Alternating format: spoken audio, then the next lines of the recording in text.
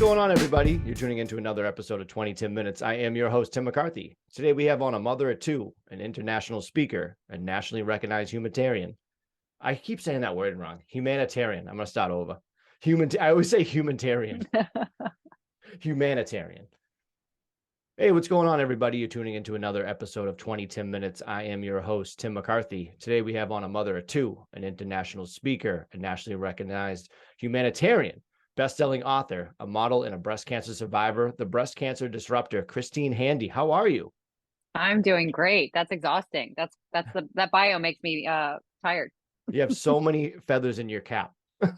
A couple more than that too, but we'll talk about them. For sure, for sure. Let's start off with this. What does mental health mean to you? Wow, that's a loaded question. Thank you so much for asking that. No, mental health is critical. It's such an important conversation that we're having more and more these days, thankfully. I didn't understand the depth of importance of mental health until I started to go through major health battles. And to be honest, the physical aspect was tremendous. Like the duress and the pain that I went through was disgusting and overwhelming. But the mental aspect was even more profound. And so if we go through trauma, which we all will at some point in our life, if we don't address the mental aspect of what happens when we live in this world, then we're missing a whole piece of well-being. You said it right. It's like we're all going to experience trauma at some life. And that's like such a kick in the face that it's going to happen, because that's how life is. We're all going to experience some sort of trauma, whether it's big or small. Well, it's almost it can be looked at as a day-to-day event, right? I mean, Yep. We're going to walk through today and things are not going to go our way. Nope. And I'm not saying that's traumatic, but we have bumps in the road. Everybody does. We're not immune to that. And if we don't address the self-esteem and the self-worth and the self-care and the self-love, we're going to make decisions based on the lack of those things. And that dictates our well-being, right? That's the importance of mental health. That's why PMA, positive mental attitude, is such like a big thing. And it's like, it goes with self-care. You got to try to stay positive in those dark times. So yeah, I agree with that. Well, it's interesting that you brought that up, because a lot of times when I was going through chemotherapy, people would say, well, just, change your attitude. You cannot tell somebody to just change your attitude, but what you can give them are some tools on how to do that, right? Yeah. If you literally smile, just smile, even if you're angry, if you're upset, if you just smile, it changes the chemicals in our body. So that's one tool. There's so many others, but just to say to somebody, yeah, just change your attitude, that does nothing. When I'm angry and I try to smile, I look like a psychopath. I'm like, like I feel like a evil villain. But it works. It does. It really does. Because I start laughing about it. I'm like, I must look Exactly. so crazy the way I'm smiling right now. Right. Exactly. Then you're laughing, and then those chemicals are going out through your body, and that helps too. Yeah. It's like my motto here. It's like, break the stigma by cracking a smile. So I'm with you. Exactly. There are many places to start off, like we were talking about, but let's hear about you being a best-selling author. Walk Beside Me, a novel. Can you tell us about that a little bit? Yeah. So that was kind of my re-entrance into the working world after I finished chemotherapy. I started modeling as a child at the age of 11. And when I was going through my health battles, I was not working, obviously. And so when I completed my chemotherapy, I really truly believed that my story had purpose, and not because it was flattery. It wasn't flattery at all. And not because it was about me. It was about helping women see, well, helping people in general see that if you unite, it can save a life, it can change a life. But by, watching Bravo TV and comparing myself to people in my previous life, the one that I was healthy and trying to be somebody that I wasn't, I decided at that point that I needed to write the book about, how to live your life and how not to live your life, because I'd done it wrong. I'd set up a life of materialism and basing my self-worth on those material items or what I looked like outside. And so when I wrote my book, which was a very honest portrayal of my life, which by the way was not flattering, it was kind of my re-entry into, okay, I'm going to go back and try to contribute to the world instead of just take. And so it became a national bestseller pretty quickly. And it was also an important book because there wasn't one in that space. So when I was going through chemotherapy, there were a lot of self-help books that I read and a lot of gifting of books that came my way that were faith-based, and I loved them and they were very important and helped me. But there wasn't a real story, the good, the bad, and the ugly, about going through chemotherapy and breast cancer. And I think that that was important. I would have liked to have read a book like that. And so that's why I wrote it. Where can people find the book? It's sold in most bookstores. It was published 6 years ago. I'm going to publish the sequel soon. So Ooh. grab that book first. I try to lead people to Amazon or go to my website and you can buy it off that. That's a good place, easy place to buy it. It's called Walk Beside Me by Christine Handy. What's the title of the next one? Have you released that yet? I have not, and it's a Ooh. work. I have a working title, but I think it's going to change because I have an editor that I've been working with, and she's in favor of changing the title. All right. All right. How does one become a best-selling author? Like, how did that make you feel as well? Because I always wondered, like, it's like, oh, best-selling author. It's like, what does that take? Well, I'm not a New York Times bestselling author. Those are very different. Okay. But not to dismiss the success that I've No. had at all. I would never try to negate my success or to dismiss it. But it feels really good. It feels, and when I wrote the book, I said to myself, you know what, if it gets out, great. If it doesn't, it's okay. Like I wasn't dependent on the success of the book because I had gotten rid of my pride and my ego when I was going through chemotherapy. I got rid of the expectation that the world should take care of me. I needed to take care of me. And if I put a book out into the world and it wasn't successful, that didn't negate who I was or my worth. But it's not flattery to be successful. What it means to me is it's helping people, which was my goal. And so that has a profound effect on you. How long did it take you to come go with that book? How long did it take? It was like birthing a baby. It was 9 months. Oh, that is it. So it is like your baby. You know what I mean? It's like my baby. It's like my baby. But I really like my book. I've read it since my book was published in 2016. I've read my book several times when I go through stages of trauma and I need some hope because I go back to that book and think, wow, I went through a lot and I did get through it. And to be honest with you, it often gives me hope too. Awesome.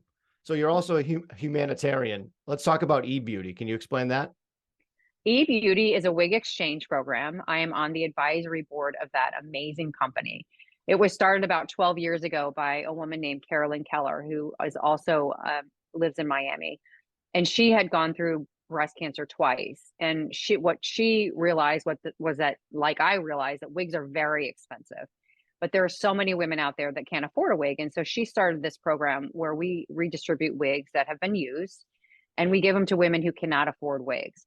And so we have a website called ebeauty.com and we get grant money from L'Oreal and our wigs are washed and styled by the Paul Mitchell salons. We partner with them. And so anybody going through treatment who needs a wig, anybody, we have hundreds and thousands in a warehouse in Washington, D.C., can go to ebeauty.com and fill in the information, look and ask for the style, the cut, and the color, and we'll ship one out. That's fantastic. That's such a great idea. I like that a lot. Why are wigs so expensive? Well, it depends on the wig. So synthetic wigs are not as expensive, but real hair wigs are very, very expensive. And I'll give you a little vignette from when I was going through chemotherapy. It's a horrible time, right? It's very confusing. It's very painful, physically, emotionally. It's very scary. You don't know what the outcome is going to be. And I had young kids. And so, to kind of lighten the load, my mother came over one day and she said, we should go out and get a different wig, like a brunette wig. You've been blonde your whole life and make it a little bob and just see what it looks like. And so we went out and bought a wig and it was a expensive wig and it was pretty. And I put it on. And when my son, who was 11 at the time, came home from school, he looked at me and he came over. And of course, he's 11 years old. He's a boy. He doesn't know how to speak emotion. He can show it. Right. And he starts crying and he comes over and he grabs the wig and he pulls it off my head and he throws it across the room. Well, of course, you can look at that and say that's disrespectful or that's anger. It wasn't any of those things. Fear translates into anger. He was afraid because he didn't see his mom he saw a different version of his mom, and he needed to see his mom during treatment. And so that was the last time I wore the wig. I gave the wig away. And every day that I woke up, I put a wig on because my children needed to see that I resembled their mother. How difficult was it dealing with losing your hair? Well, I think it's difficult for probably most people. Yeah. My hair was kind of my signature look for my modeling career. So that was at another dimension of trauma for me. But it was it yeah, I mean, it was I don't even know how to describe it. I in fact, when I go get my hair cut, even 8, 9 years later, I still sometimes I'll just touch my hair and go, "Oh, thank God it's there." I Yeah, I get say that nervous going too. to get it cut. Yeah. Well, I think it can be different for women. Oh, yeah. I can't speak to how you feel because I'm not a man, but Oh, totally different scenario. I rock this very well. you do. You do. So now you're with another nonprofit, People of Purpose. I'm not a smart man, but what is recidivism, if I'm saying that right? You are. Actually, a lot of people can't say that right.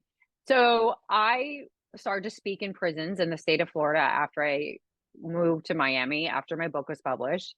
And after I became a motivational speaker, and I spoken with this one prison like several times. And one of the inmates, when he was released, he reached out to me on social media and he said, "Would you take a meeting with me?" And of course, I'm a yes woman and I would love to take a meeting with you. And so I drove about an hour and a half to meet with this gentleman. And he said, "I'd like to start a nonprofit with you and some other people in the Palm Beach area. And what I'd like to do is change the rate of recidivism. Recidivism, the rate of recidivism is how often somebody gets out of prison and goes back in. The rate of recidivism in Palm Beach County at that time was 97%. Wow. That's a staggering number. It's so sad. So I said to him, yes, we could work on it. Now, 5 years later, he and I'm the president of the organization, created this nonprofit, which we have 11 board members on. And we have goals, and we have a facility in Palm Beach County where when an inmate comes out, we are alerted. We give them brand new clothes because we want them to feel like a human being and not Yep. have secondary clothes. And we offer them tools on how to equip them to learn new skills. And so we have ultimately changed the rate of recidivism in Palm Beach County, and we continue to do so. But it's a passion project for me, and I love it. And it's just being human, right? Yep. These people deserve a second chance. Like everybody, we all make mistakes. Why should I get a second chance and somebody else doesn't? It doesn't make sense to me. That's such a great thing. And to be on the other side of the coin real quick, what would you say to someone that would ask, like, why would you want to help a criminal? I've been asked a lot of questions. I've never been asked that. I believe that people have done really horrible things to me in my life. I have been abused in certain ways, and I believe that forgiveness is the only way to heal. And I believe that giving people a second chance is the only way our society should move forward. And so to discriminate because somebody made a very big mistake, I don't police people. It's not my job. It's not my job to judge. It's not my job to compare. And so if somebody says to me, well, they did this, well, I woke up yesterday and I made a mistake. I mean, really? I just don't live my life like that. You're such a great person. Thank you. Well, what I did was I said to myself, what keeps me up at night, right? Yeah. What keeps me up are the well-being of my children. I want them to be faith-filled and happy and successful in their own right, whatever that means for them. I want to help people who've been through what I've been through, either, cancer or bullied. I've been bullied in my life as an adult, actually. And I'm not a big fan of bullies. No. But there's other things that keep me up at night. Children with cancer, inmates that don't have a chance because people judge them. There's those types of things that kept me up at night. I wanted to put my feet into and say, I want to help. And so I have participated in working on all the charities and the nonprofits and the humanitarian, well, so far that keep me up at night, and I want to continue to do so. Every Christmas I serve with my children at a place in Miami called the Lotus House, and it's a women's shelter for battered women. I would rather go there every Christmas than open a gift any day of the years, but especially on Christmas Day. And so we decide how we spend our days. We decide how we allocate our time. Our greatest resource is our time, right? And for me to have the ability and the luxury of being able to help other people, there's no greater gift. Where does that stem from wanting to help other people? Is that from a person? Is that from what? Well, people gave me their time, their resources. They went out of their way to take care of me for 3 solid years when I was first my arm, then my cancer, and my cancer journey was long. And it still continues to some extent. Not that I'm cancer free, but I've had many Right. complications. I've had many, many complications. In fact, I had, when people were locked down for COVID, I was in the hospital in March of 2020, April of 2020, June of 2020, and had Mm. major surgeries. I had a MRSA infection. And so, people have continued to support me and show up for me. I think showing up for people in this world is truly, again, and I say this a lot, one, it's a privilege, but 2, it's life-saving. Can you imagine there's suicides on the rise. Why? Well, we've been isolated. We felt alone. There's no reason for us to feel alone. We should be building communities, not tearing them apart. Back up a little bit. I'm not sure if this is personal. What happened to your arm? Well, that's a whole nother podcast, but I'm going to make it as short as possible. I had a torn ligament in my right wrist. I went to the best doctor in Dallas, the best orthopedic surgeon, right? We've all heard that. Go to this doctor, he's the best. One, that doesn't exist. Nobody is the best at anything, right? Well, maybe Michael Phelps. He might have been the best swimmer of, for his generation. But you know what I'm saying? Like, we overuse that, the best. So anyway, you trust people when they say, oh, this person's the best. And so that can be misleading. And he performed the surgery. And 6 weeks after the surgery, he took off the pretty cast that he put on, which I thought it was kind of cute. I got it changed every 2 weeks because it was smelly and dirty. And I wanted pink and I wanted green and I wanted red, and it was near Christmas. Yeah. So they took off the pretty cast, and 2 days later, my arm literally ballooned. My right arm looked like my thigh bone. And so I called my doctor on a Sunday, which, by the way, back then you would not recognize me. I had no self-esteem. And so he said to me that Sunday that I called him, and I felt very ashamed to call him on a Sunday. I was putting him out. I was taking time away from him and his family, which is not, that stems from my self-esteem. And he said I over-iced my arm. And so I took off the ice. And this is a very long story, but for several months, that doctor bullied me so badly. He told me the pain and the swelling was in my head, that there was a misfire between my head and my arm, but it was this thing called RSD.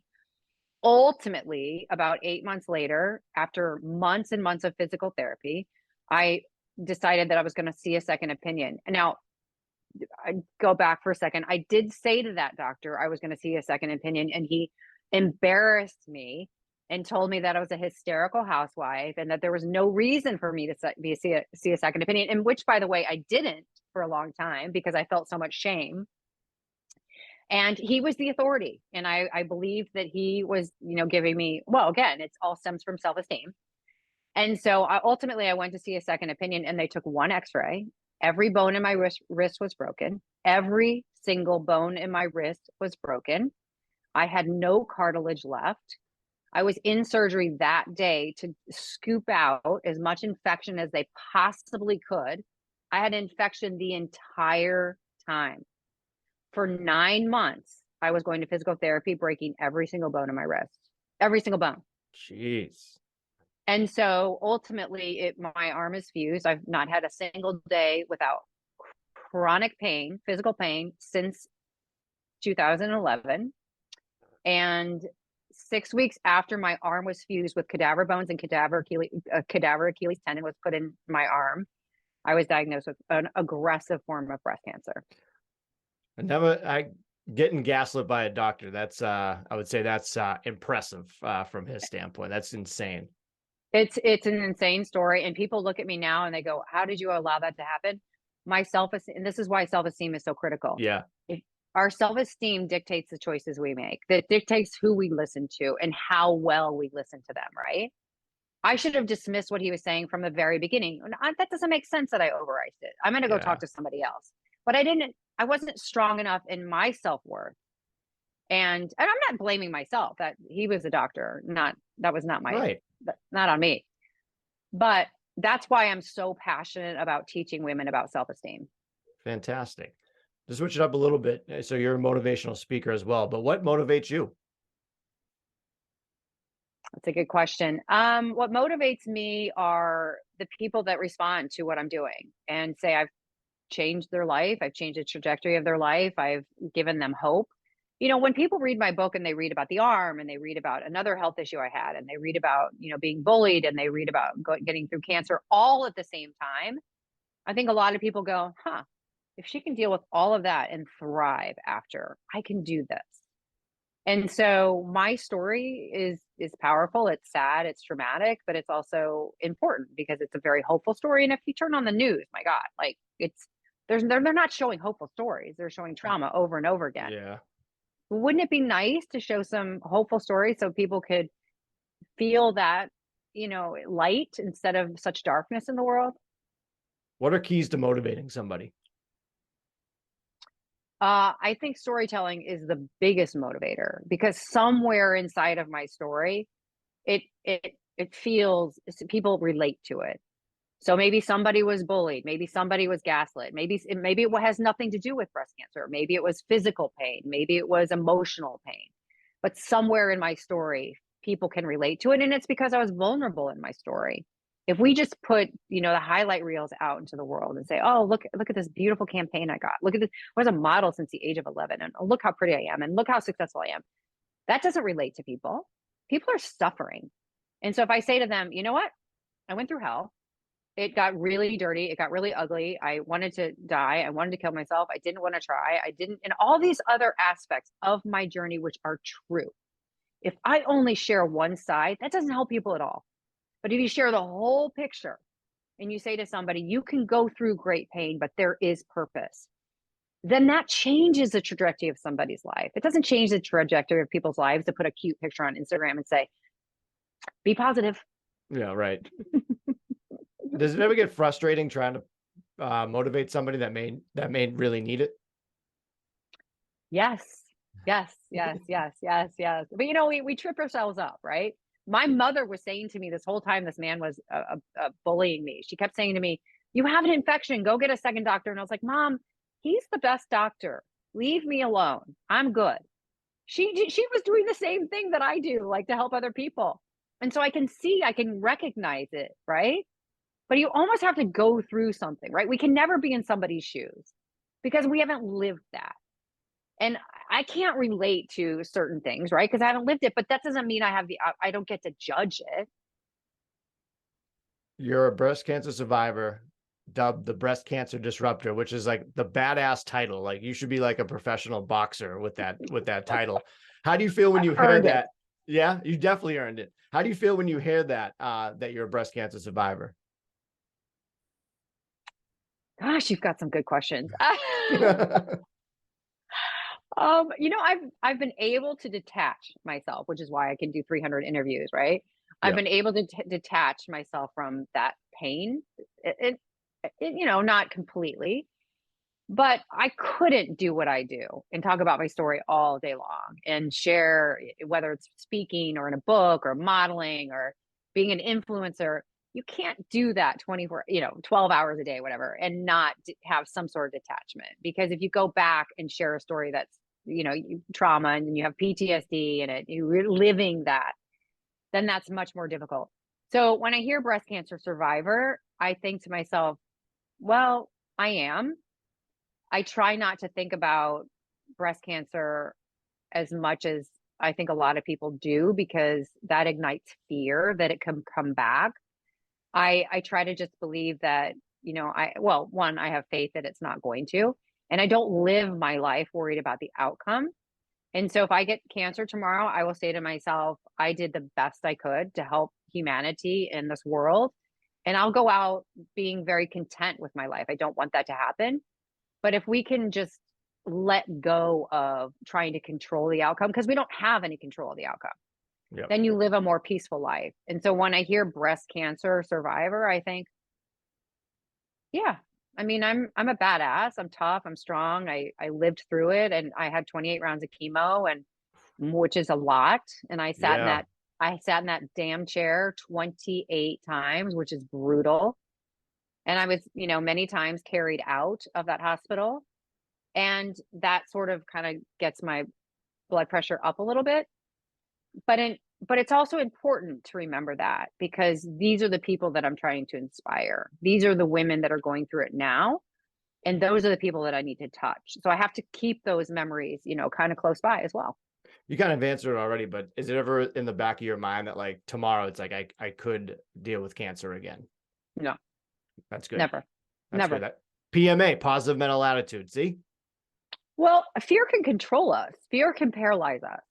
I don't want to live paralyzed. I don't want to live on some sort of idea or basis that I have any control. I have no control. Like, you have no control what's going on inside of your body. I mean, we can control to a certain extent what we think and how we process and who we allow to talk to us. I'm not talking about that. But if I have a bad cell in my body that turns into cancer, I've got no control over Yeah. that. So why am I going to worry about something that I have no control over?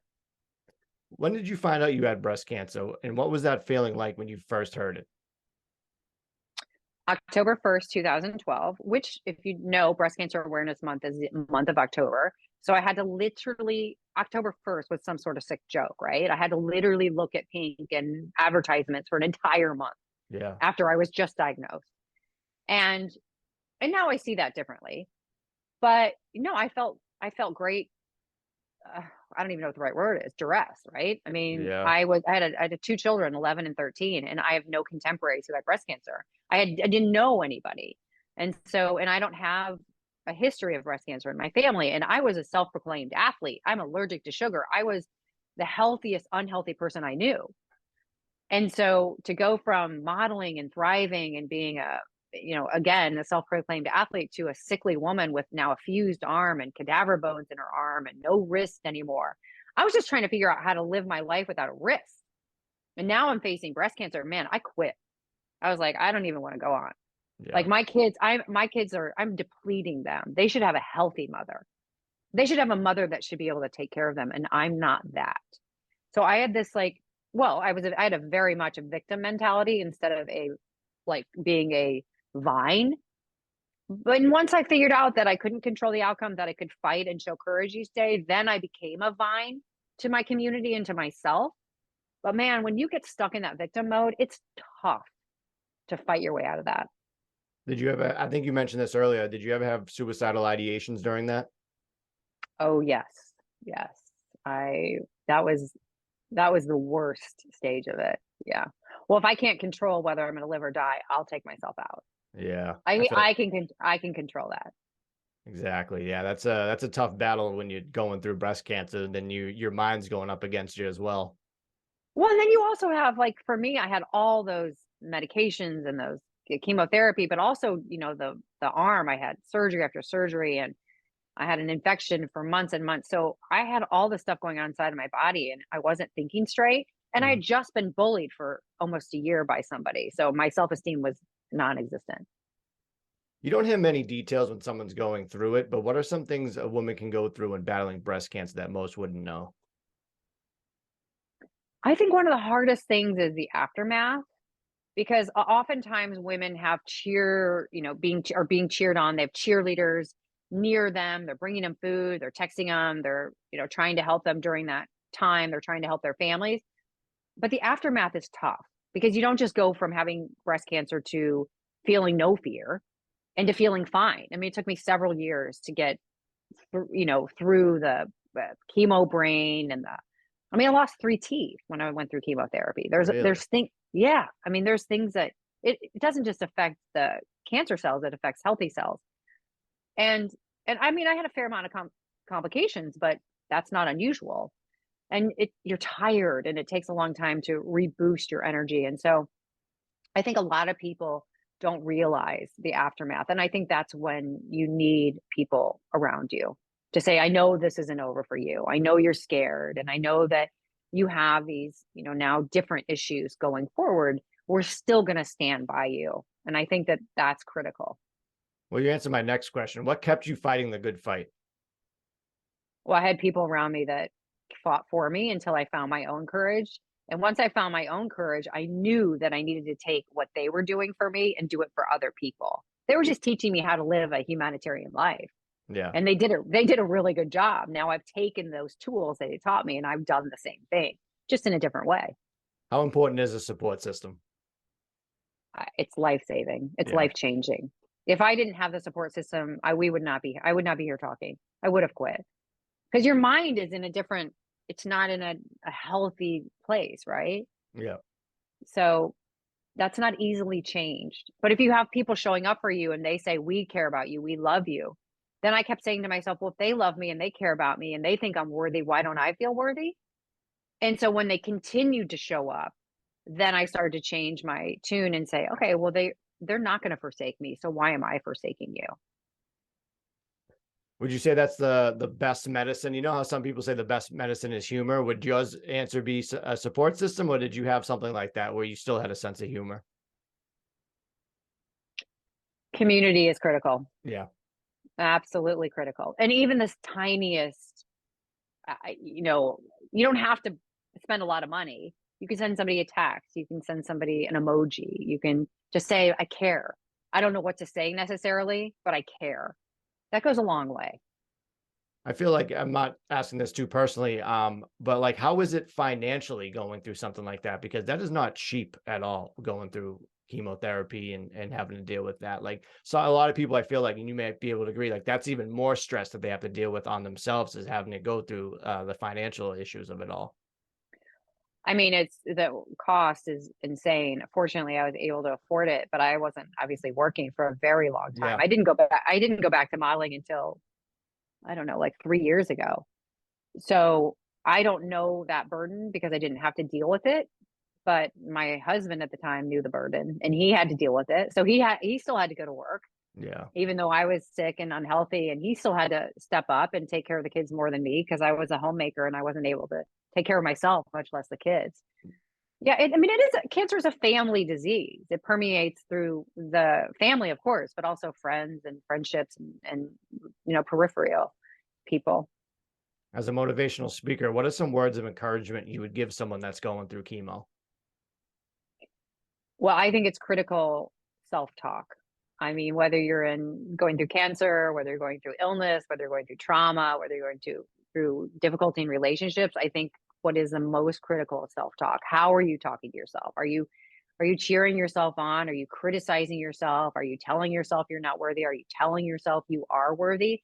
And to be honest with you, for a long time, obviously I didn't feel worthy.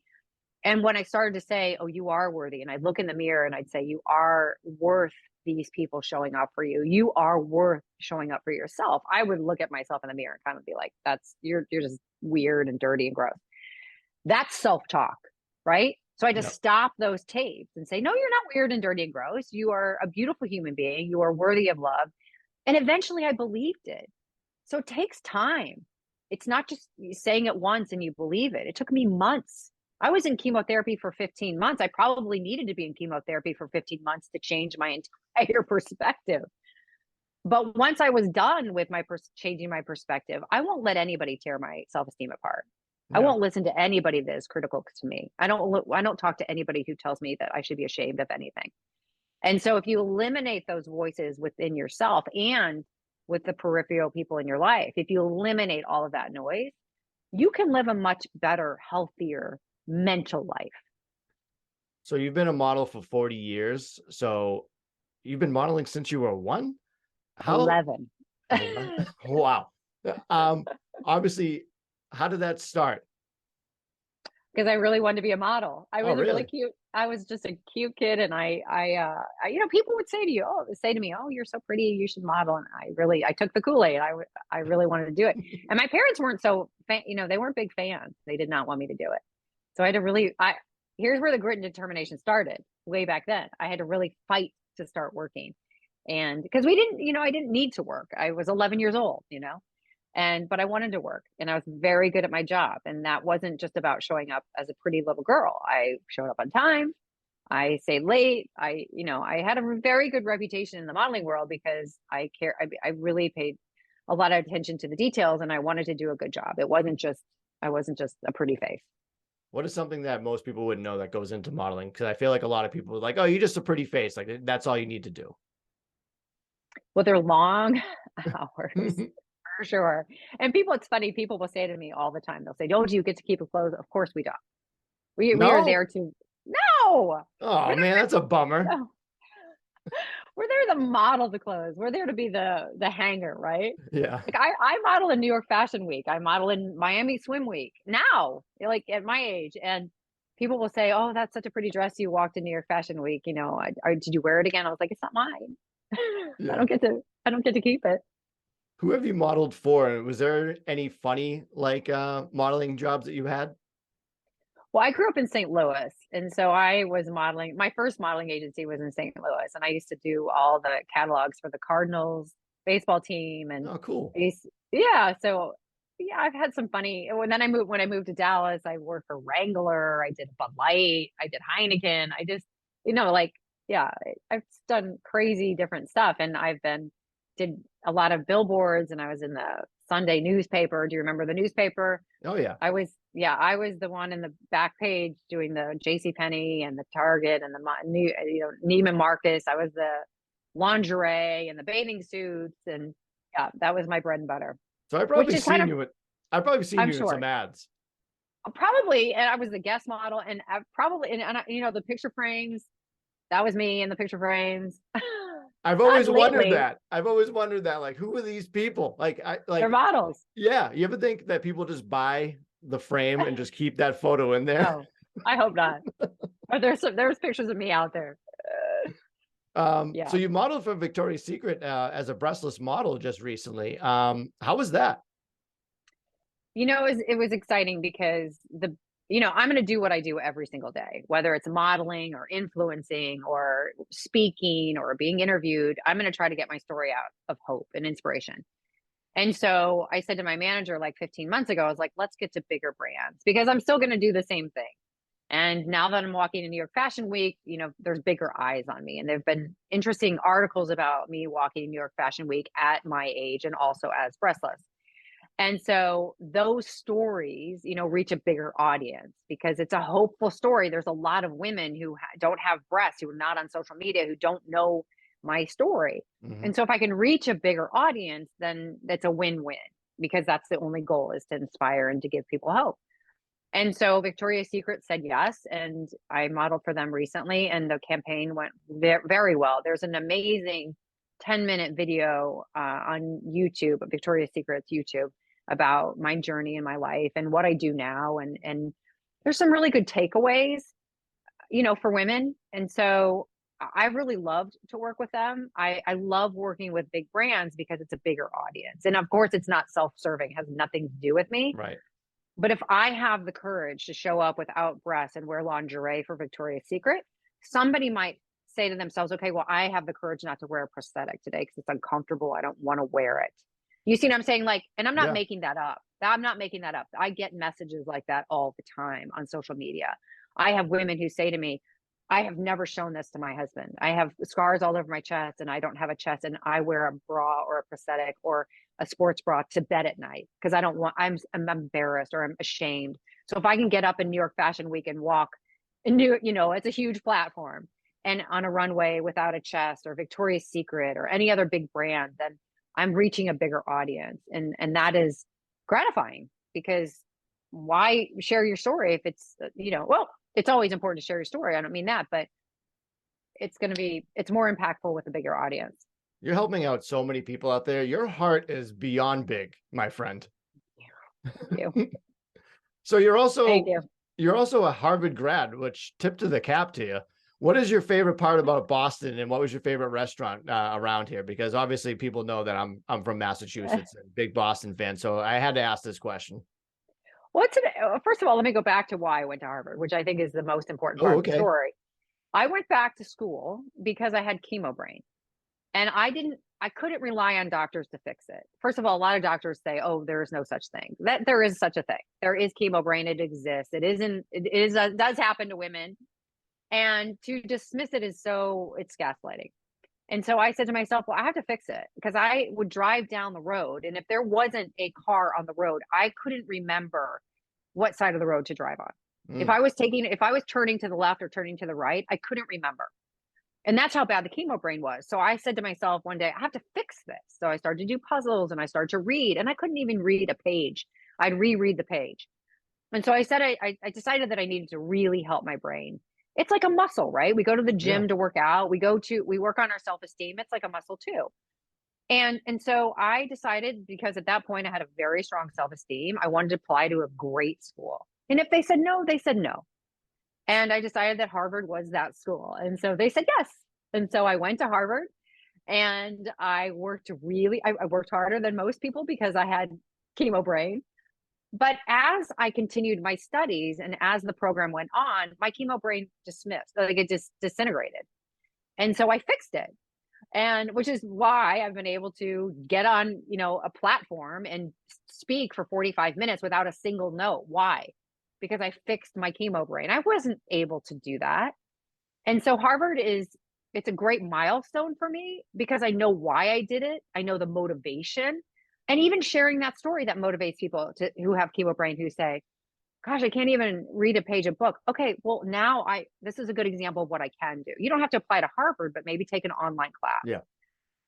And so my first year at Harvard was 2019, and then I had to do it virtually because of COVID. So I wasn't at Harvard very long, unfortunately, but I love the institution, and I love the education that I got. But that's really why I went back.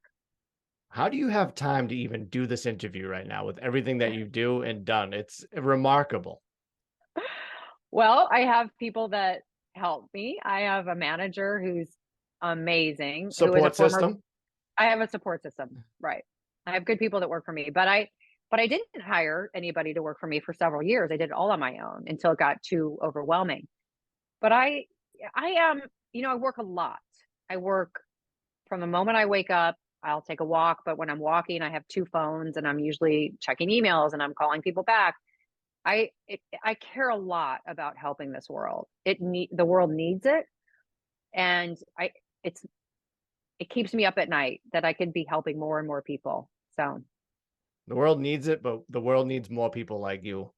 well, I hope I'm teaching. I mean, I hope I'm a teacher. I hope I'm inspiring and igniting that sort of sense of self-love and self-care, and I'm a community builder, Yeah. right? I mean, there's so many people that are not, that we need more people just to say it, like, and that gives somebody an idea. Well, maybe I can be a community builder. Maybe I don't have to feel this fear. That's the goal. Besides being a mother, out of all the titles you hold, which one are you most proud of? I probably model, because I'm not talking about when I was modeling at 11, but to walk in New York Fashion Week without a chest takes a lot of courage. To model for Victoria's Secret without a chest takes a lot of courage. It's the largest lingerie brand in the world. To do that takes a lot of courage. And you have to really have a strong self-esteem to put yourself in that position. And like I said, I mean, I pitched them. They didn't come searching for me. Mhm. And so to accomplish something like that, I'm very proud of that. Before you walked out, did you have nerves of steel, or were you shaking like a leaf? Well, because I've modeled for so many years, it was kind of like being at home, right? In Yeah. front of you can look at that bad, negatively or positively. In front of a camera, that's kind of like home for me. Let's finish up with these two things. I always ask my guests these questions. The Cancer Disruptor comes out. What is her theme song?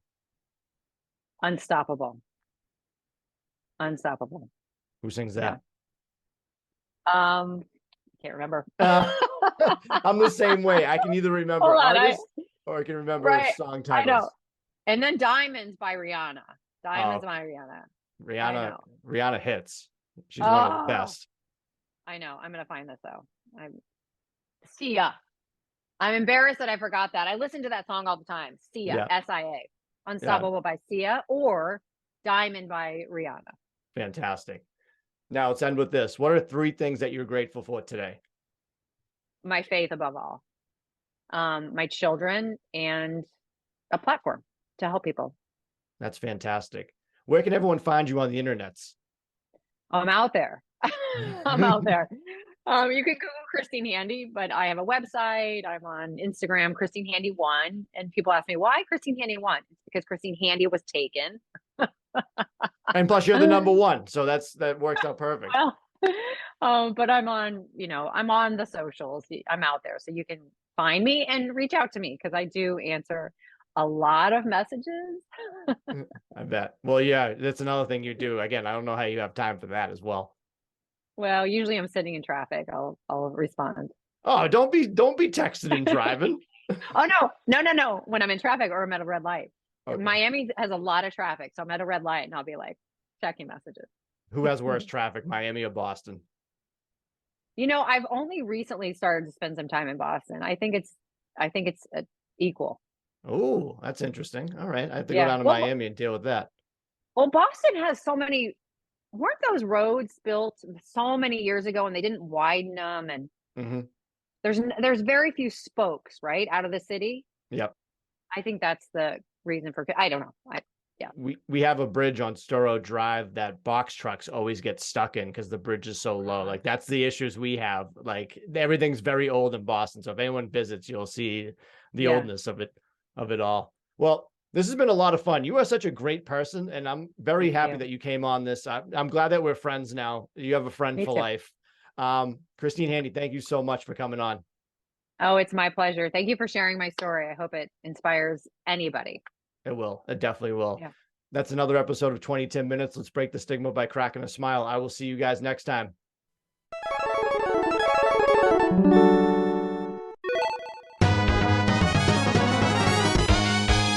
Round 1, fight! I do this with all my guests, and I have a running league with everybody. It's a rock, paper, scissors game, 2 out of 3. So did you want to play? Yeah, I do, but hold on, let me look at my song. Okay, it's Diamonds by Rihanna. Okay. Don't ruin it already. You're not gonna put this on? No. Are you recording? I'm recording now, so we're gonna start it right now. Okay, I'll clip that out. You put your hands up. I'm gonna keep my eyes closed. You just do rock, paper, scissors, shoot. 2 out of 3. We'll go from there. Rock, scissors, shoot. Okay, 1-0. 1-0. Rock, paper, scissors, shoot. Ooh, 1-1. 1-1. Rock, paper, scissors, shoot.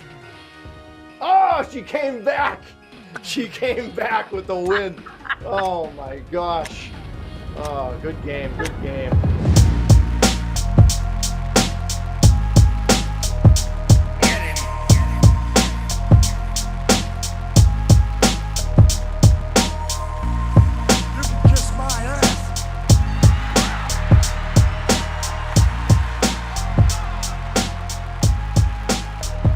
This podcast is not intended to be a substitute for professional medical advice, diagnosis, or treatment. Always seek the advice of your physician or other qualified health provider with any questions you may have regarding a medical condition. If you are feeling suicidal, please dial 911.